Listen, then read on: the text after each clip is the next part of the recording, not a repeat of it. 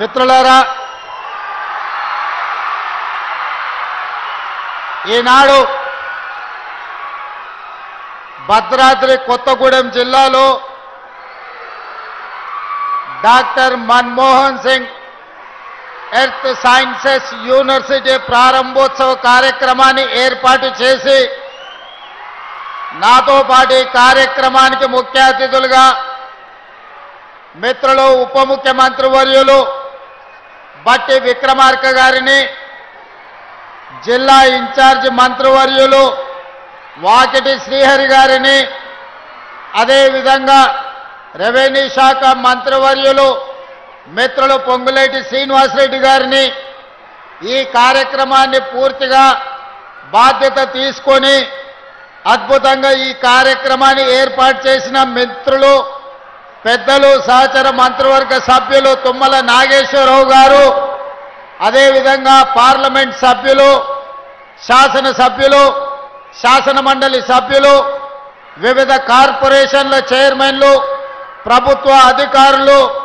ప్రాణ సమానులైన ప్రజాపాలన ఇందిరమ్మ రాజ్యం తీసుకొచ్చిన వేలాది మంది మా యువ మిత్రులందరికీ కూడా మనస్ఫూర్తిగా అభినందనలు, కృతజ్ఞతలు. మిత్రులారా, ఖమ్మం జిల్లా కాంగ్రెస్ పార్టీకి కంచుకోట. ఈ ఖమ్మం జిల్లా సంపూర్ణంగా ఆశీర్వదించి అండగా నిలబడడంతో పొత్తులో భాగంగా సిపిఐ శాసనసభ్యులు కూనంనేని సాంబశివరావు గారిని ఈ ప్రాంతం నుంచి ఎన్నిక చేయడం ద్వారా ఈ జిల్లా మొత్తము ఈనాటి ప్రభుత్వానికి అండగా నిలబడి ఆశీర్వదించి ముందుకు నడిపిస్తున్న 2 సంవత్సరాలు పూర్తి చేసుకున్న సంబరాలలో భాగంగా డాక్టర్ మన్మోహన్ సింగ్ గారు ఎర్త్ యూనివర్సిటీని ఈరోజు ప్రారంభోత్సవ కార్యక్రమాన్ని ఏర్పాటు చేసుకున్నాం. ఈనాడు తెలంగాణ సమాజానికి ఒక అంశాన్ని గుర్తు చేయవలసిన బాధ్యత నా మీద ఉన్నది. ఆనాడు ఈ ప్రాంతం కొత్తగూడెం థర్మల్ పవర్ స్టేషన్ కోసము వందలాది ఎకరాల భూముల్ని ఈ ప్రాంత రైతులు ఇస్తే ఆనాడు అందులో సిబ్బందిని ఈ ప్రాంతం వాళ్ళని కాకుండా ఇతర ప్రాంతాల వారికి అవకాశం ఇస్తే మొట్టమొదటి తెలంగాణ ఉద్యమానికి పునాదులు పడ్డది పాల్వంచ ప్రాంతంలో అని చెప్పి ఈనాడు మనం గుర్తు చేసుకోవాలి. ఈరోజు తెలంగాణ రాష్ట్ర సాధనకు స్ఫూర్తినిచ్చి 60 సంవత్సరాలు తెలంగాణ ఉద్యమం నడవడానికి కారణమైన ఈ పాల్వంచ ప్రాంతం, కొత్తగూడ ప్రాంతం ఈనాడు తెలంగాణ రాష్ట్ర సాధన 60 సంవత్సరాల కలను ఆకాంక్షని నెరవేర్చిన ఆనాటి ప్రధానమంత్రి డాక్టర్ మన్మోహన్ సింగ్ గారి పేరును ఈ పాల్వంచ ప్రాంతం, కొత్తగూడ ప్రాంతానికి పెట్టుకోవడం అంటే 60 సంవత్సరాల తెలంగాణ ప్రజల యొక్క ఆకాంక్ష నెరవేర్చిన డాక్టర్ మన్మోహన్ సింగ్ గారి పేరును ఈ యూనివర్సిటీకి పెట్టుకోవడం ఒక గొప్ప అవకాశం. మొట్టమొదట 69లో తెలంగాణ ఉద్యమానికి పునాది రాయబడ్డది ఇక్కడనే. 2004 నుంచి 2014 వరకు సంక్షోభంలో ఉన్న కేంద్ర ప్రభుత్వాన్ని బాధ్యత చేపట్టి సంక్షోభం నుంచి సంక్షేమం వైపు, అభివృద్ధి నుంచి ఆకాశమంత ఎత్తుకు ఎదగడానికి ప్రధానమంత్రిగా డాక్టర్ మన్మోహన్ సింగ్ గారు బాధ్యత చేపట్టిండ్రు. వారు ప్రధానమంత్రిగా ఉన్నప్పుడే తెలంగాణ రాష్ట్ర ఏర్పాటు ప్రక్రియను పూర్తి చేసి ఈరోజు తెలంగాణ ప్రజల చిరకాల వాంఛను వారు నెరవేర్చారు. అందుకే డాక్టర్ మన్మోహన్ సింగ్ గారి పేరు భారతదేశంలో ఎక్కడ పెట్టక ముందే ఎర్త్ సైన్సెస్ భారతదేశంలో ఉన్న ఏకైక యూనివర్సిటీ, ఆ యూనివర్సిటీకి ఈనాడు మన్మోహన్ సింగ్ గారి పేరు మనం పెట్టుకున్నాం. యూనివర్సిటీ పనులను పూర్తి చేయడమే కాదు, తుమ్మల గారు ఒక మాట చెప్పిండ్రు, మాకు ఇరిగేషన్ ప్రాజెక్టులు పూర్తి చేయాలని.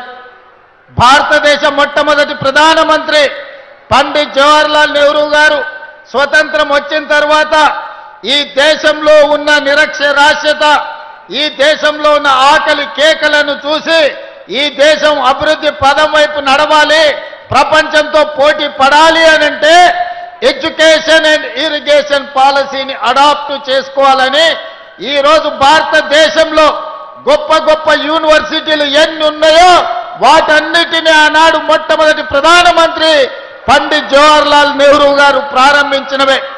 అవే కాదు, ఈరోజు ఈ దేశంలో వ్యవసాయం అభివృద్ధి చెందడానికి ఆకలి కేకల నుంచి ఈనాడు ప్రతి వాడికి అన్నం అందించే స్థాయికి దేశంలోనే అత్యధికంగా ఆహార ఉత్పత్తి ధాన్యాలను ఈరోజు మనం అందిస్తున్నామంటే బాక్రానంగల్ నుంచి నాగార్జున సాగర్ వరకు, శ్రీశైలం నుంచి శ్రీరామ్ సాగర్ వరకు ఇరిగేషన్ ప్రాజెక్టులను ఆనాటి ప్రధానమంత్రి పండిత్ జవహర్లాల్ నెహ్రూ గారే మనకు ఆనాడు ప్రసాదించారు.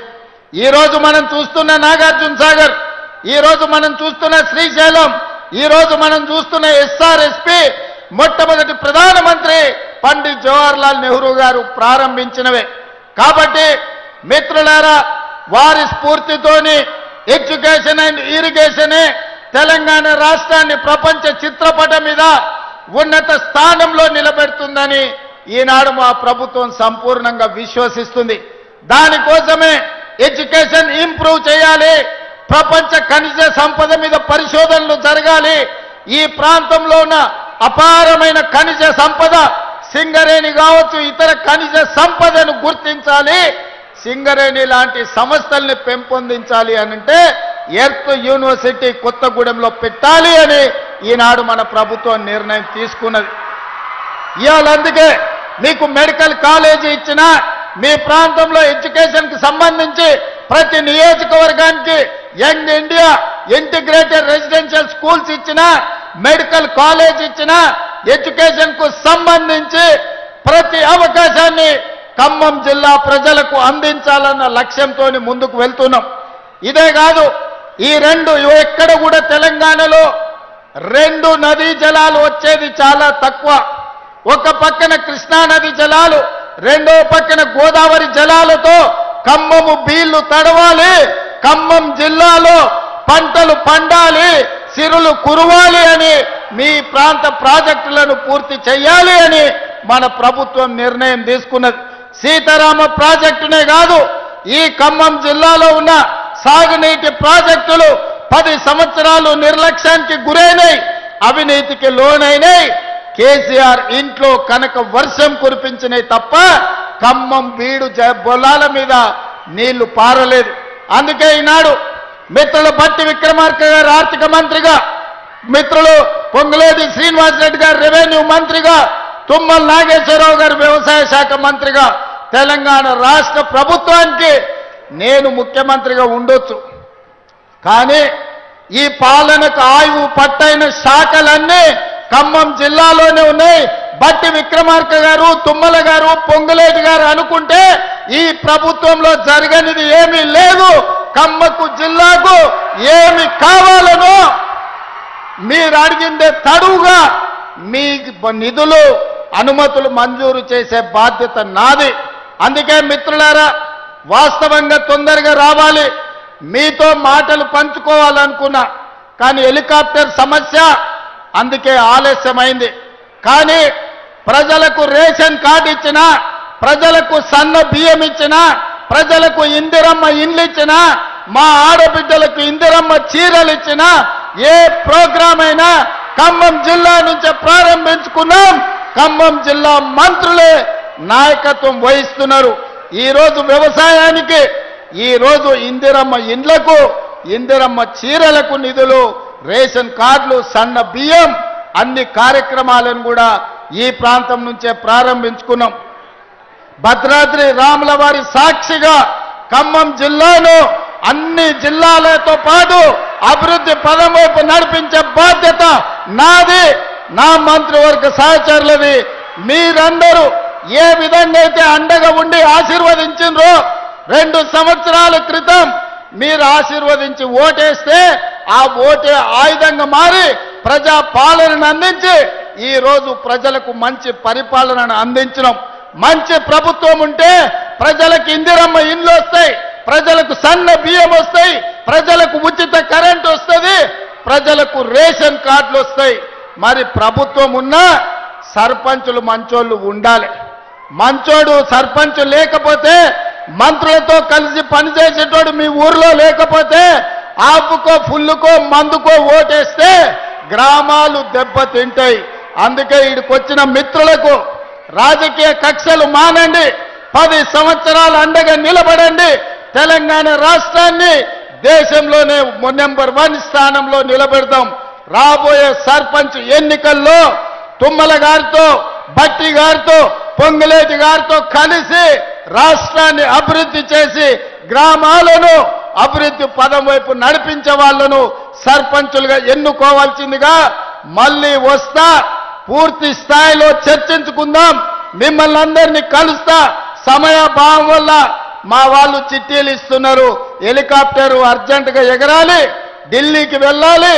ఢిల్లీలో రాహుల్ గాంధీ, మల్లికార్జున్ ఖర్గే, ప్రధానమంత్రి నరేంద్ర మోడీ గారిని తెలంగాణ విజయోత్సవాల గురించి, తెలంగాణ సంబరాలు 8, 9 తారీఖు నాడు తెలంగాణ రైజింగ్ గ్లోబల్ సమ్మిట్ గురించి ఆహ్వాన పత్రికలు ఇచ్చి రాష్ట్రానికి సంబంధించిన అనుమతులు అడగడానికి ఢిల్లీ ప్రయాణం చేస్తున్నాం. కాబట్టి మిత్రులారా, మన్నించి సెలవు ఇవ్వాల్సిందిగా మళ్ళొక్కసారి మీ దగ్గరికి వస్తా.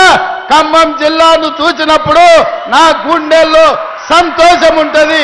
ఎన్నిసార్లు వచ్చినా అదే ఉత్సాహంతో, అదే ఊపుతోని మీరు అండగా నిలబడుతున్నారు. మీ ఉత్సాహాన్ని ఊపిరిగా తీసుకొని తెలంగాణ రాష్ట్రాన్ని అగ్రభాగాన నిలబెడతా అని తెలియజేస్తూ మీ అందరి దగ్గర సెలవు తీసుకుంటున్నా. ధన్యవాదాలు మిత్రులారా.